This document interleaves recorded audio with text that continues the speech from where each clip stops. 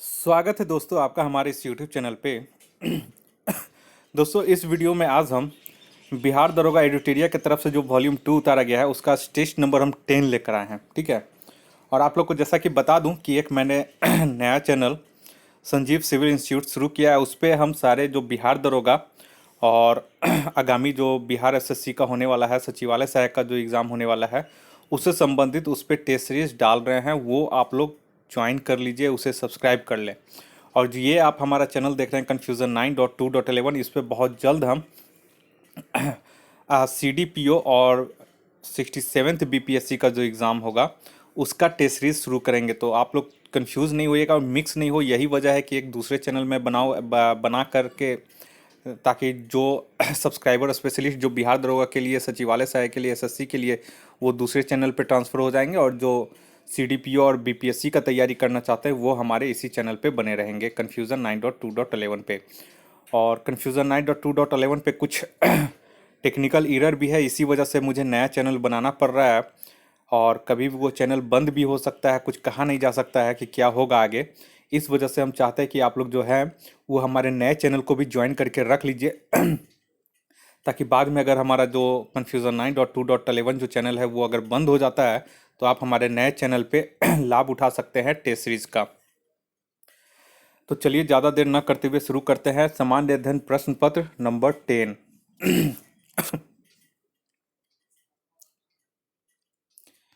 पहला जो है, निम्नलिखित में से कौन अवध का अंतिम नवाब था? तो पहला क्वेश्चन का आंसर हो जाएगा ऑप्शन बी, वाजिद अली शाह। अवध का अंतिम नवाब अवध का अंतिम नवाब वाजिद अली शाह बना था। इसी के शासनकाल में अवध पर कुशासन का इल्जाम लगाकर अंग्रेजों ने 1856 ईस्वी में अवध को अपने साम्राज्य में मिला लिया था। दूसरा नंबर आइए, पूर्ण स्वाधीनता का प्रस्ताव कांग्रेस के किस अधिवेशन में पारित किया गया था? तो दूसरा का सही हो जाएगा ऑप्शन सी, लाहौर अधिवेशन में। पूर्ण स्वाधीनता का प्रस्ताव कांग्रेस के लाहौर अधिवेशन में 1929 में पारित किया गया था और इस अधिवेशन की अध्यक्षता पंडित जवाहरलाल नेहरू ने की थी। तीसरा क्वेश्चन बोल रहा है, बंगाल विभाजन की घोषणा के बाद किसके नेतृत्व में मुसलमानों का एक शिष्टमंडल वायसराय लॉर्ड मिंटो से मिला था? तो तीसरा का हो जाएगा ऑप्शन सी, आगा खां के नेतृत्व में। बंगाल विभाजन की घोषणा के बाद 1 अक्टूबर 1906 को मुसलमानों का एक शिष्टमंडल आगा खां के नेतृत्व में वायसराय लॉर्ड मिंटो से शिमला में मिला था। नेक्स्ट है ये चौथे नंबर क्वेश्चन में, हिंदुस्तान सोशलिस्ट रिपब्लिकन एसोसिएशन का गठन किस वर्ष किया गया था? तो चौथा का यहाँ पे हो जाएगा ऑप्शन डी, वर्ष 1928 ईस्वी में। दिल्ली के फिरोज शाह कोटला मैदान में इसकी स्थापना की गई थी और इस संगठन के संस्थापक थे भगत सिंह, सुखदेव एवं चंद्रशेखर आजाद। नेक्स्ट आइए पांचवें नंबर में, निम्नलिखित में से किस योजना को डिक्की वर्ल्ड प्लान के नाम से भी जाना जाता है? तो पांचवा का यहाँ पे सही आंसर हो जाएगा ऑप्शन ए, माउंटबेटन योजना को। माउंटबेटन योजना को डिक्की वर्ल्ड योजना के उपनाम से भी जाना जाता है। लॉर्ड माउंटबेटन भारत के अंतिम गवर्नर जनरल थे। माउंटबेटन योजना का गठन 3 जून 1947 को किया गया था। नेक्स्ट आइए 6 में, भारत में प्रकाशित समाचार पत्र बम्बई दर्पण के संस्थापक कौन थे? तो 6 का यहाँ पे सही आंसर हो जाएगा ऑप्शन सी, बाल शास्त्री जाम्बेकर। इंपॉर्टेंट है ये, बम्बई दर्पण समाचार पत्र के संस्थापक बाल शास्त्री जाम्बेकर थे और इस समाचार पत्र का प्रकाशन 1832 ईस्वी में बम्बई में मराठी भाषा में किया गया था। सातवें नंबर में बोल रहा है, प्रथम 3 आश्रम का उल्लेख किस उपनिषद में है? तो सातवां के यहाँ पे हो जाएगा ऑप्शन ए, छंदोग्योपनिषद में। जीवन के प्रथम 3 आश्रम, बाल आश्रम, गृहस्थ आश्रम और वानप्रस्थ आश्रम का उल्लेख छांदोग्योपनिषद से प्राप्त होता है, जबकि चारों आश्रम का जो उल्लेख है वो जबालोपनिषद से प्राप्त होता है। तो ये दोनों आप लोग इंपॉर्टेंट है, इसका एक्सप्लेनेशन भी याद रखिएगा। जबालोपनिषद से चारों आश्रम का उल्लेख है और छंदोग्योपनिषद से 3 आश्रमों का उल्लेख प्राप्त होता है। नेक्स्ट आइए 8वां नंबर में। 8वां बोरा, निम्नलिखित में से कौन सा भारत में सबसे बड़ा हड़प्पा कालीन स्थल है? भारत में सबसे बड़ा, ठीक है। तो 8वां का यहाँ पे हो जाएगा ऑप्शन बी, राखी गढ़ी। ठीक है, एक जो मैंने प्रीवियस करवाया था उसमें भी राखी गढ़ी होगा आंसर, उसका धौलवीरा मैंने बता दिया था, लेकिन उसका राखी गढ़ी होगा। भारत में हड़प्पा सभ्यता का सबसे बड़ा स्थल राखी गढ़ी है। यह 500 हेक्टेयर क्षेत्र में फैला हुआ है और राखीगढ़ी हरियाणा के हिसार जिले में स्थित है। इसे पूर्व हड़प्पा सभ्यता बस्ती स्थल के रूप में भी जाना जाता है। 9 में आइए, आर्यों के मूल निवास के संबंध में किस विद्वान का मत था कि इनका मूल निवास तिब्बत था? तो 9 का यहाँ पर सही हो जाएगा ऑप्शन सी, दयानंद सरस्वती। आर्यों के मूल निवास तथा उनके आगमन के संबंध में विभिन्न विद्वानों को भिन्न भिन्न मत था। दयानंद सरस्वती के अनुसार आर्यों का मूल निवास तिब्बत था। 10वें नंबर में आइए, 10वां नंबर बोल रहा है, किस धर्म का यह मत है कि मोक्ष इस जीवन में भी संभव है, इसे प्राप्त करने के लिए मृत्यु आवश्यक नहीं है? तो 10वां का ये बहुत इंपॉर्टेंट क्वेश्चन, ये बी हो जाएगा, बौद्ध धर्म।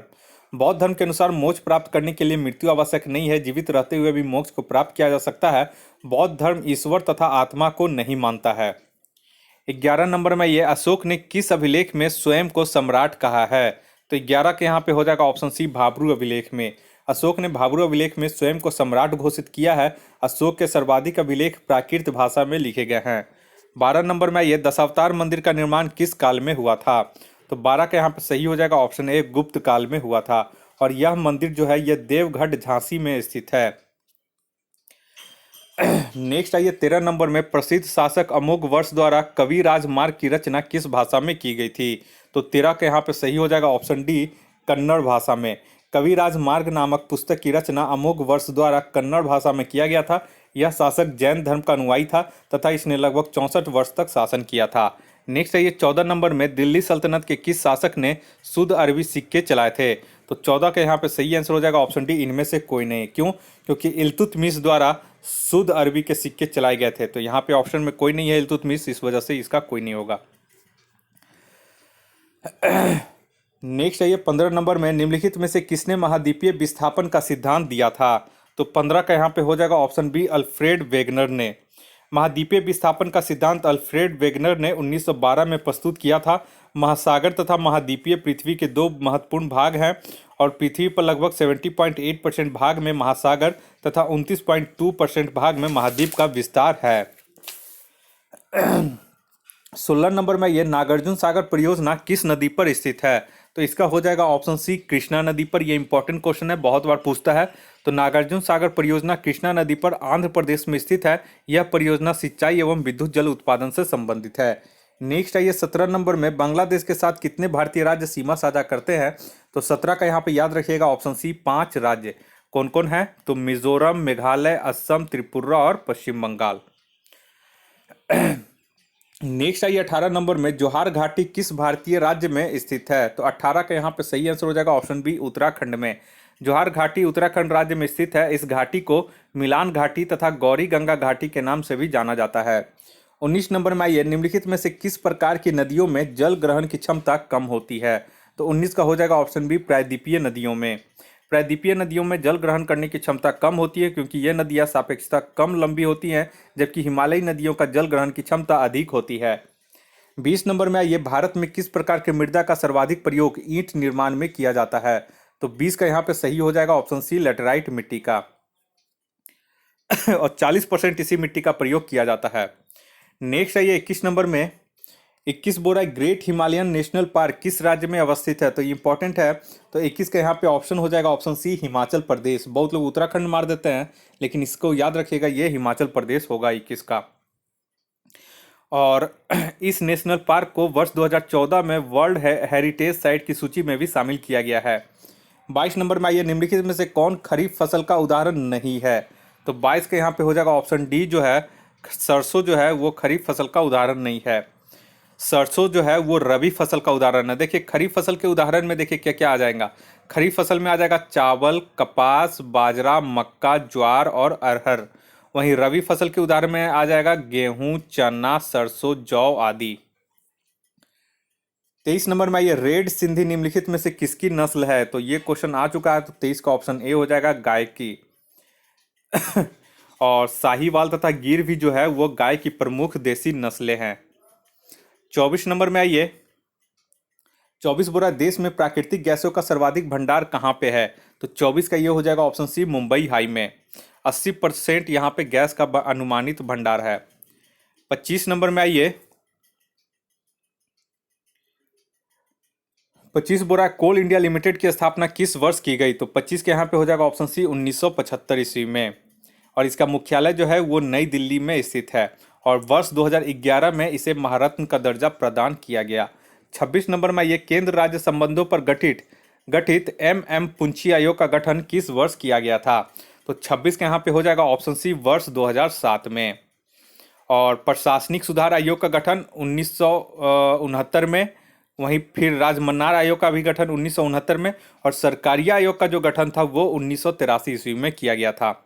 नेक्स्ट है ये 27 नंबर में, 27 बोरा भारतीय संविधान के किस अनुच्छेद के तहत राष्ट्रपति राज्यपाल की नियुक्ति करता है? तो 27 का यहाँ पे हो जाएगा ऑप्शन बी, अनुच्छेद 155 के तहत। संविधान के अनुच्छेद 155 के अनुसार राज्यपाल की नियुक्ति राष्ट्रपति करता है। राज्यपाल अनुच्छेद 159 के तहत शपथ ग्रहण करता है। राज्यपाल किसी भी राज्य में कार्यपालिका का प्रधान होता है। 28 नंबर में ये दोनों सदनों की संयुक्त बैठक की अध्यक्षता निम्नलिखित में से कौन करता है? तो ये हो जाएगा ऑप्शन बी, लोकसभा का अध्यक्ष। और इसका वर्णन जो है अनुच्छेद 118(4) के अंतर्गत इसमें किया गया है।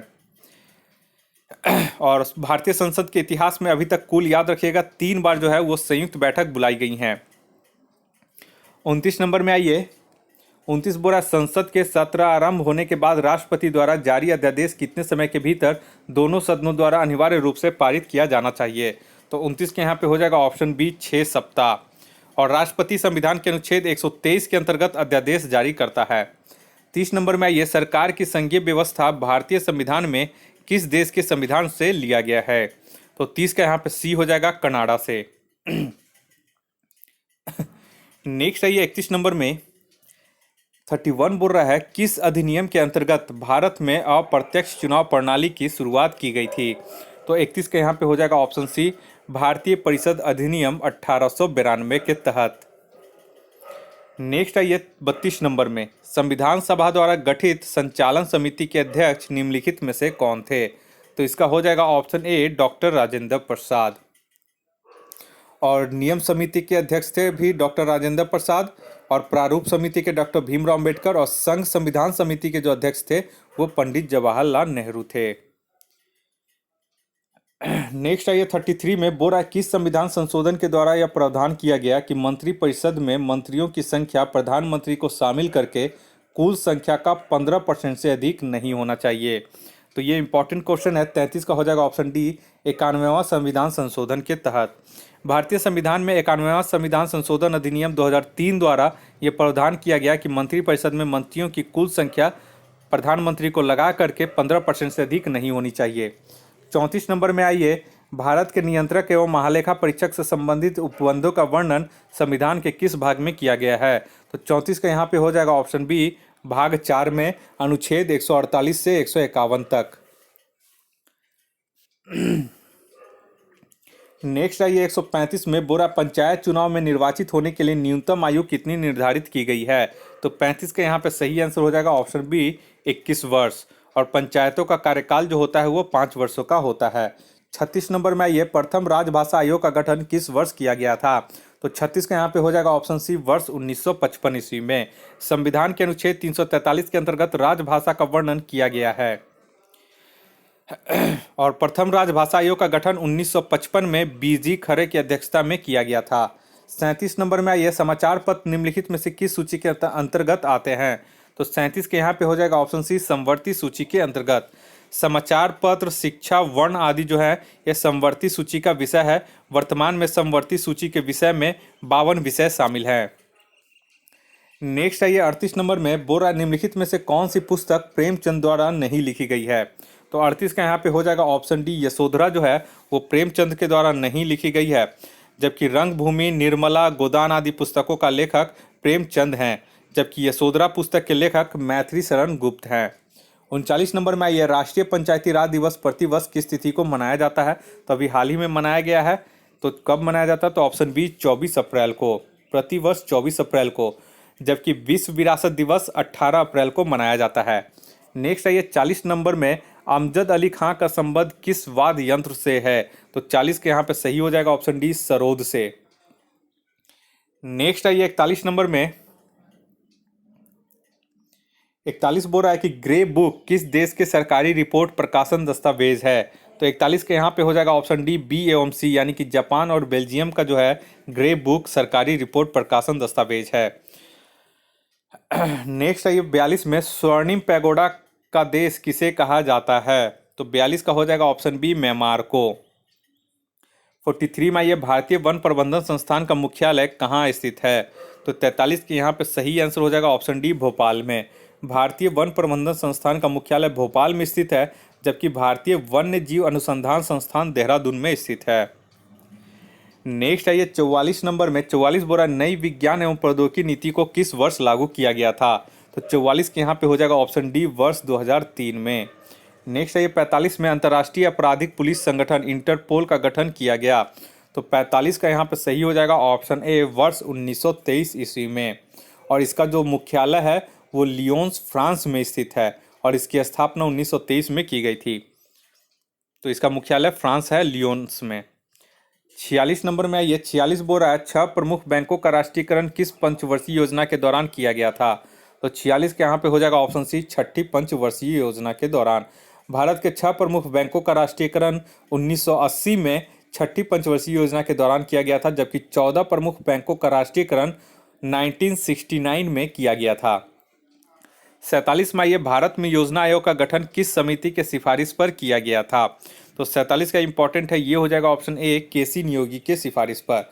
भारत में योजना आयोग का गठन केसी नियोगी समिति के सिफारिश पर 15 मार्च 1950 ईस्वी को किया गया था। नेक्स्ट है ये 48 नंबर में 48 बोरा निम्नलिखित में से कौन अप्रत्यक्ष कर के उदाहरण है? तो 48 का इसका सही हो जाएगा ऑप्शन डी उपयुक्त सभी जो है वो अप्रत्यक्ष कर के उदाहरण है। नेक्स्ट है ये 49 में मनरेगा योजना को पहले चरण में देश के कुल कितने जिले में लागू किया गया था? तो 49 का हो जाएगा ऑप्शन डी 200 जिलों में। और मनरेगा योजना की शुरुआत वर्ष 2006 में किया गया था। पहले इसे नरेगा के नाम से जाना जाता था, अब जो वर्ष 2009 में इसका नाम नरेगा से बदल करके मनरेगा कर दिया गया। नेक्स्ट है ये 50 नंबर में 50 बोरा यदि किसी अर्थव्यवस्था में अच्छी और बुरी मुद्राएं एक साथ प्रचलन में है तो बुरी मुद्रा अच्छी मुद्रा को प्रचलन से बाहर कर देती हैं, यह है। तो यह ऑप्शन बी हो जाएगा, ग्रेशम का नियम है। ठीक है, बहुत ही इंपॉर्टेंट है, बहुत बार ये पूछ चुका है एग्जाम में। 51 ना ये पर्यावरण से संबंधित प्रसिद्ध मॉन्ट्रियल समझौता किस वर्ष किया गया था? तो 51 का ये हो जाएगा ऑप्शन सी वर्ष 1987 ईस्वी में, जिसका लक्ष्य था ओजोन विखंडन करने वाले पदार्थ के उत्पादन एवं उपयोग पर रोक लगाने के लिए समय सीमा का निर्धारण करना था। नेक्स्ट आइए 52 में 52 बोल रहा है कि निम्नलिखित में से कौन ग्रीन हाउस गैस का उदाहरण नहीं है? तो इसका सही आंसर हो जाएगा ऑप्शन सी जो है कार्बन मोनोऑक्साइड। ये ग्रीन हाउस गैस का उदाहरण नहीं है। देखिए methane, carbon dioxide, chlorofluorocarbon, nitrous oxide आदि जो हैं ये सब ग्रीन हाउस गैस के उदाहरण है, जबकि carbon monoxide green house gas के उदाहरण नहीं है। 53 में यह जैव मंडलीय सुरक्षित क्षेत्र सिमलीपाल किस राज्य में स्थित है? तो ये 53 का हो जाएगा ऑप्शन बी उड़ीसा। वहीं अगर और भी जैव मंडलीय आरक्षित क्षेत्र की बात करें तो नीलगिरी जो है वो तमिलनाडु में स्थित है, नंदा देवी उत्तराखंड में, मानस जो है वो असम में और सुंदरबन जो है वो पश्चिम बंगाल में स्थित है। नेक्स्ट है ये 54 नंबर में निम्न में से कौन दुर्लभ जातियों रेयर स्पीसीज के उदाहरण है? तो 54 का इसका सही हो जाएगा ऑप्शन ए हिमचीता। हिमचीता जो है ये दुर्लभ जातियों में शामिल है और शुतुरमुर्ग भी इसी के अंतर्गत आते हैं। नेक्स्ट आइए 55 नंबर में 55 बोरा राष्ट्रीय सुदूर संवेदन एजेंसी का मुख्यालय कहाँ है? तो 55 का ये हो जाएगा ऑप्शन ए हैदराबाद में और इसकी स्थापना 1974 ईस्वी में की गई थी। 56 में ये कोणीय संवेग की बीमा यानी कि डायमेंशन क्या होता है, यानी कि एंगुलर मोमेंटम का। ठीक है, तो एंगुलर मोमेंटम का यहाँ पे हो जाएगा m² t-1। तो ये हो जाएगा ऑप्शन ए इसका सही हो जाएगा। और कोणीय संवेग का जो एसआई मात्रक होता है वो केजी मीटर स्क्वायर प्रति सेकेंड होता है। तो इससे भी आप लोग इसका डायमेंशन निकाल सकते हैं। 57 में ये निम्नलिखित में से कौन एक सदिश राशि नहीं है? तो यहाँ पे विद्युत धारिता जो है, विद्युत धारिता ऑप्शन ए हो जाएगा, ये सदिश राशि नहीं है, ये अदिश राशि यानी कि स्केलर है और इसका एसआई यूनिट जो होता है वो फैराडे होता है। 58 में बोल रहा है यदि पृथ्वी की वर्तमान घूर्णन गति बढ़ा दी जाए तो विषुवत रेखा पर गिरती त्वरण का मान क्या होगा? तो 58 का यहाँ पे हो जाएगा ऑप्शन ए घट जाएगा। नेक्स्ट आइए 59 में 59 बोल रहा है प्रकाश के एक माध्यम से दूसरे माध्यम में जाने पर निम्न में से क्या नहीं बदलता है। तो 59 का हो जाएगा ऑप्शन बी आवृत्ति यानी कि फ्रीक्वेंसी। तो जब प्रकाश एक माध्यम से दूसरे माध्यम में जाता है तो इसका वेग तथा तरंगदैर्घ्य बदल जाते हैं, लेकिन इसकी आवृत्ति नहीं बदलती। 60 नंबर में आइए, डूबते हुए सूर्य का लाल दिखाई देना प्रकाश के किस परिघटना से संबंधित है। तो 60 के यहाँ पे हो जाएगा ऑप्शन सी प्रकीर्णन से। नेक्स्ट आइए 61 नंबर में, 61 बोरा हीरा में कौन सा प्रसंस्करण पाया जाता है। तो 61 का हो जाएगा ऑप्शन ए sp2। हीरा में sp2 प्रसंस्करण पाया जाता है और ग्रेफाइट में जो है वो sp2 प्रसंस्करण पाया जाता है, इसे याद रखिएगा। 62 में आइए, निम्न में से किसका उपयोग खाना बनाने वाले बर्तनों में न चिपकने वाली परत चढ़ाने में किया जाता है।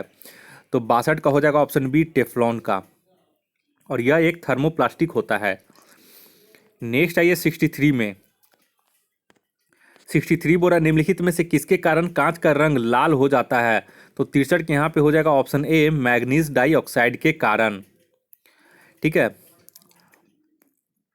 नेक्स्ट आइए, और एक चीज़ और है, कांच में अगर फेरस ऑक्साइड या क्रोमिक ऑक्साइड मिला दें तो कांच का रंग हरा हो जाता है, और अगर कोबाल्ट ऑक्साइड मिला दें कांच में तो कांच का रंग जो है वो गहरा नीला हो जाता है। 64 में ये लोहे का सबसे शुद्धतम रूप होता है। तो 64 के ये हो जाएगा ऑप्शन बी पिटवा लोहा। इसमें कार्बन की मात्रा 0.12 से 0.25% तक के बीच होती है। 65 में आइए, चिल्ली सॉल्ट बीटर का रासायनिक रूप क्या है। तो 65 का हो जाएगा option B NaNO3। Chile saltpetre को सोडियम नाइट्रेट NaNO3 कहते हैं, और पोटेशियम नाइट्रेट को नाइटर KNO3 जो है पोटेशियम नाइट्रेट, इसको नाइटर या सोरा कहते हैं, एवं K2CO3 पोटेशियम कार्बोनेट को पर्ल एस भी कहते हैं। तो ये सब कुछ इंपॉर्टेंट टॉपिक है। नेक्स्ट आइए 66 नंबर में, बोरा अमर बेल निम्नलिखित में से किसका उदाहरण है। तो ये हो जाएगा ऑप्शन डी परजीवी का ये एक उदाहरण है, और ये अमर बेल में क्लोरोफिल नहीं पाया जाता है। ये अपना भोजन उस पादप से प्राप्त करते हैं जिस पर ये आरोहित होते हैं। नेक्स्ट आइए 67 में, पादपों में जल का परिवहन होता है। तो 67 में यहाँ पे हो जाएगा ऑप्शन सी जाइलम के द्वारा। जल और पोषक तत्वों के परिवहन के लिए पादपों में जो संवहन उत्तक होता है उसे जाइलम या दारू कहते हैं। जाइलम नलियों का सतत जाल बनाता है जो मूलों को तने और शाखाओं के माध्यम से पत्तियों से जोड़ता है, और इस प्रकार बना तंत्र पूरे पादप में जल का परिवहन करता है। 68 में आइए, मेढक निम्नलिखित में से किसके द्वारा शोषण करते हैं। तो 68 का यहाँ पे हो जाएगा ऑप्शन डी बी एवं सी, फेफड़ा और त्वचा दोनों से। ये ध्यान में रखिएगा आप लोग। नेक्स्ट आइए 69 में, 69 बोल रहा है क्षुद्रांत की लंबाई होती है। तो इसकी लंबाई कितनी होती है। तो 69 का यहाँ पे सी 7.5 मीटर। नेक्स्ट आइए 70 नंबर में, पालक में निम्नलिखित में से कौन सा अम्ल पाया जाता है। ये इंपॉर्टेंट क्वेश्चन है 70 का। तो ऑप्शन ए हो जाएगा ऑक्जेलिक एसिड। 71 में आइए, हाल ही में किस राज्य सरकार ने मनरेगा के तहत कार्य दिवस की संख्या 100 से बढ़ाकर 150 दिन करने की घोषणा की है। तो 71 का यहाँ पे हो जाएगा ऑप्शन डी उत्तराखंड ने। नेक्स्ट आइए 72 नंबर में, बोरा भारत के पहले इथेनॉल संयंत्र की स्थापना किस राज्य में की जाएगी। तो 72 का ऑप्शन हो जाएगा सी छत्तीसगढ़ में, और ये PPP यानी कि सार्वजनिक निजी भागीदारी के द्वारा किए जाएगा।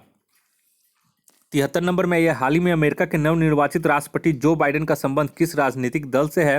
तो ये हो जाएगा ऑप्शन बी डेमोक्रेटिक पार्टी से, और ट्रंप जो थे वो रिपब्लिकन पार्टी से संबंधित है। और जो बाइडेन 20 जनवरी 2021 को अमेरिका के 46वें राष्ट्रपति के रूप में शपथ ग्रहण किए हैं, ये भी आप लोग याद रखिएगा। 74 नंबर में आइए, हाल ही में भारतीय भूवैज्ञानिक सर्वेक्षण ने किस राज्य में वेनेडियम के भंडार की खोज की है। तो 74 के यहाँ पे हो जाएगा ऑप्शन डी अरुणाचल प्रदेश। भारतीय भूवैज्ञानिक सर्वेक्षण जियोलॉजिकल सर्वे ऑफ इंडिया ने अरुणाचल प्रदेश के तामंग और डेपो क्षेत्र में वेनेडियम के भंडार की खोज की है। नेक्स्ट आइए 75 नंबर में, 75 बोरा जर्मन वाच द्वारा जारी वैश्विक जलवायु जोखिम सूचकांक 2021 में भारत का स्थान है। तो 75 का ये हो जाएगा ऑप्शन बी 7वां। ठीक है, और प्रथम स्थान जो प्राप्त है वो मोजाम्बिक को प्राप्त है। 76 नंबर में, ये हाल ही में चर्चा में रहा रतले पनबिजली परियोजना किस नदी पर स्थित है। बहुत इंपॉर्टेंट क्वेश्चन है, ये हो जाएगा ऑप्शन ए चिनाब नदी पर। जनवरी 2021 में केंद्रीय मंत्रिमंडल ने जम्मू कश्मीर के किश्तवाड़ा जिले में चिनाब नदी पर स्थित 850 मेगावाट की रतले बिजली परियोजना हेतु 5,281.94 करोड़ रुपए का निवेश की मंजूरी दी है।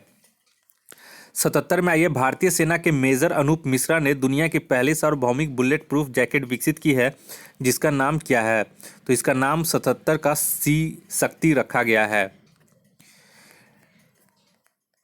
नेक्स्ट आइए 78 में, 78 बोरा हाल ही में प्रकाशित पुस्तक by many a happy accident recollections of a life के लेखक कौन है? तो 78 का यहाँ पे हो जाएगा ऑप्शन डी, मोहम्मद हामिद अंसारी।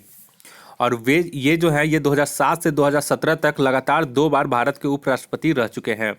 79 में ये हाल ही में केंद्रीय मंत्रिमंडल ने स्टार्स परियोजना को मंजूरी दी। इसका संबंध किस क्षेत्र से है? तो इसका हो जाएगा ऑप्शन ए, शिक्षा क्षेत्र में सुधार से। नेक्स्ट आइए 80 नंबर में, 80 बोरा दिसंबर 2020 में किस व्यक्ति को ग्लोबल टीचर प्राइज 2020 से सम्मानित किया गया? तो 80 का हो जाएगा ऑप्शन डी, रंजीत सी डिसाले को। महाराष्ट्र के सोलापुर जिले के सरकारी शिक्षक रंजीत सी डिसाले को वर्ष 2020 के ग्लोबल टीचर पुरस्कार से इन्हें पुरस्कार के लिए चुना गया है। और इस पुरस्कार में इसके तहत इन्हें $1 मिलियन लगभग 7.4 करोड़ रुपए की पुरस्कार राशि प्रदान की जाएगी। नेक्स्ट है 81 नंबर में, गरीबों को किफ़ायती मूल्य पर भोजन उपलब्ध कराने के उद्देश्य से किस राज्य सरकार ने माँ योजना की शुरुआत की है? तो 81 का यहाँ पे हो जाएगा ऑप्शन सी, पश्चिम बंगाल ने। और इस योजना के तहत 5 रुपये में लोगों को भर पेट भोजन दिया जाएगा। नेक्स्ट है 82 में, 82 बोरा हाल ही में कर्नाटक सरकार ने किस क्षेत्र को राज्य के 31वें जिले के रूप में गठित करने की मंजूरी दी है? तो 82 का यहाँ पे हो जाएगा ऑप्शन डी, विजयनगर। कर्नाटक में खान समृद्ध बेलारी क्षेत्र को काटकर नया विजयनगर जिला बनाने का निर्णय हाल ही में कर्नाटक सरकार के द्वारा लिया गया है। यह राज्य का 31वां जिला होगा और इस नए जिले में 6 तालुका होंगे। 83 में यह हाल ही में किस देश द्वारा कृत्रिम सूर्य परमाणु संलयन रिएक्टर का सफलतापूर्वक संचालन किया गया? बहुत ही महत्वपूर्ण टॉपिक है। 83 का हो जाएगा ऑप्शन ए, चीन। चीन द्वारा हाल ही में अपने कृत्रिम सूर्य परमाणु संलयन रिएक्टर का, अभी तक जो था वो विखंडन पे रिएक्टर बनता था, लेकिन पहली बार जो है चीन ने कृत्रिम सूर्य यानी कि परमाणु संलयन पे रिएक्टर का सफलतापूर्वक संचालन किया है, जो देश के परमाणु ऊर्जा अनुसंधान क्षमता के क्षेत्र में एक बड़ी उपलब्धि है। 84 नंबर में आइए, 84 बोरा संयुक्त राष्ट्र पर्यावरण कार्यक्रम के द्वारा हाल ही में किस भारतीय को young champions of the earth के से सम्मानित किया गया? तो 84 के यहाँ पे हो जाएगा ऑप्शन बी, विद्युत मोहन को। 29 वर्षीय भारतीय उद्यमी जो है विद्युत मोहन को संयुक्त राष्ट्र पर्यावरण एजेंसी द्वारा वैश्विक परिवर्तन निर्माताओं को अभिनव विचारों और महत्वाकांक्षी कार्रवाई का उपयोग करके विश्व की कुछ अहम पर्यावरणीय चुनौतियों को सुलझाने में मदद करने के लिए 2020 के प्रतिष्ठित young champions of the earth के 7 विजेताओं में से इन्हें चुना गया है। 85 में ये हाल ही में अंतर्राष्ट्रीय क्रिकेट में सबसे तेज 22,000 रन बनाने वाले बल्लेबाज कौन बने हैं? तो ये हो जाएगा option C, Virat Kohli. Next आइए 86 में, 86 बोरा हाल ही में किस व्यक्ति को लोकसभा के महासचिव के रूप में नियुक्त किया गया है? तो 86 के यहाँ पे हो जाएगा ऑप्शन बी, उत्पल कुमार सिंह को। लोकसभा अध्यक्ष ओम बिरला के द्वारा सेवानिवृत्त आईएएस उत्पल कुमार सिंह को लोकसभा के महासचिव के पद पर नियुक्त किया गया है। नेक्स्ट है 87 में, हाल ही में यहाँ पे सोकर आर्द्र भूमि परिसर को अंतर्राष्ट्रीय महत्व का रामसर स्थल सूची में शामिल किया गया है। यह किस राज्य केंद्र शासित प्रदेश में स्थित है? तो 87 का ये हो जाएगा ऑप्शन बी, लद्दाख में। तो अब भारत में अंतर्राष्ट्रीय मान्यता प्राप्त आर्द्र भूमियों की संख्या हो गई है 42 हो गई है, जो दक्षिण एशिया में सर्वाधिक है। नेक्स्ट आइए 88 में, 88 बोरा विश्व एड्स दिवस 1 दिसंबर को मनाया जाता है, तो विश्व एड्स दिवस 2020 का क्या थीम था? तो 88 का हो जाएगा option A, ending the HIV AIDS epidemic, resilience and impact. Next आइए 89 में, वर्ष 2020 का मान बुकर पुरस्कार किसे प्रदान किया गया? तो इसे आप लोग याद रखिएगा, डगलस स्टुअर्ट, ऑप्शन डी हो जाएगा। स्कॉटलैंड के लेखक डगलस स्टुअर्ट को उनके पहले उपन्यास सग्गी बेन के लिए वर्ष 2020 का प्रतिष्ठित बुकर पुरस्कार प्रदान किया गया। 90 नंबर में आइए, 90 बोरा 13वां पुरुष एक दिवसीय क्रिकेट विश्व कप 2023 में किस देश में आयोजित किया जाएगा? तो 90 का यहाँ पे सही आंसर हो जाएगा ऑप्शन ए, भारत में। 13वां एक दिवसीय पुरुष विश्व कप 2023 भारत में, जबकि 14वां एक दिवसीय पुरुष विश्व कप 2027 जो है वो दक्षिण अफ्रीका में आयोजित किया जाएगा। नेक्स्ट है 91 नंबर में, हाल ही में किस राज्य सरकार ने अपने राज्य के लोगों के लिए सरकारी नौकरी में 100% सीटों को आरक्षित कर दिया है? तो 91 का ये हो जाएगा ऑप्शन सी, मध्य प्रदेश। नेक्स्ट आइए 92 में, 92 बोरा अंतर्राष्ट्रीय मुद्रा कोष में शामिल होने वाला 190वां देश सदस्य देश कौन सा है? तो 92 का यहाँ पे हो जाएगा ऑप्शन डी, अंडोरा। इसे आप लोग याद रखिएगा, IMF में शामिल होने वाला 190वां सदस्य जो है वो अंडोरा है। नेक्स्ट आइए 93 नंबर में, जैव विविधता संरक्षण पर ध्यान केंद्रित करने हेतु चौथा वन प्लेनेट सम्मेलन का आयोजन किस देश द्वारा किया गया? तो ये भी इंपॉर्टेंट है। तो 93 का हो जाएगा ऑप्शन ए, फ्रांस के द्वारा, और डिजिटल तरीके से इसे किया गया था। और इस शिखर सम्मेलन का जो विषय था वो था let's act together for nature. Next है ये 94 नंबर में, 94 बड़ा, वर्तमान में क्षेत्रीय व्यापक आर्थिक साझेदारी RCEP में सदस्य देशों की संख्या कितनी है? तो 94 का यहाँ पे हो जाएगा ऑप्शन सी, 15। 10 आसियान देशों समेत एशियाई प्रशांत क्षेत्र के 15 देशों ने क्षेत्रीय व्यापक आर्थिक भागीदारी समझौते पर हस्ताक्षर किए हैं। इस निर्णय के बाद यह दुनिया का सबसे बड़ा मुक्त व्यापार समझौता FTA बन गया है। भारत ने अपने मुद्दे एवं चिंताओं का संतोषजनक ढंग से समाधान न होने के कारण पिछले साल नवंबर में ही खुद को इससे अलग कर लिया था। 95 नंबर में ये अर्जुन पुरस्कार 2020 से सम्मानित खिलाड़ी मीराबाई चानू का संबंध किस खेल से है? तो 95 का यहाँ पे सही हो जाएगा ऑप्शन सी, भारोत्तोलन से। और चानू ने विश्व चैंपियनशिप तथा राष्ट्रमंडल खेलों में भी पदक जीते हैं। 96 नंबर में आइए, अब यहाँ पे जो 5 क्वेश्चन है मैथ्स रहेंगे, तो इसका मैं आंसर बता दे रहा हूँ और जो सोल्यूशन है वो मैं PDF टेलीग्राम चैनल पे सेंड कर दूंगा। 96 नंबर के यहाँ पे आंसर हो जाएगा ऑप्शन सी, 75 डिग्री। 97 का जो सही आंसर हो जाएगा ऑप्शन सी, 5544 वर्ग सेंटीमीटर।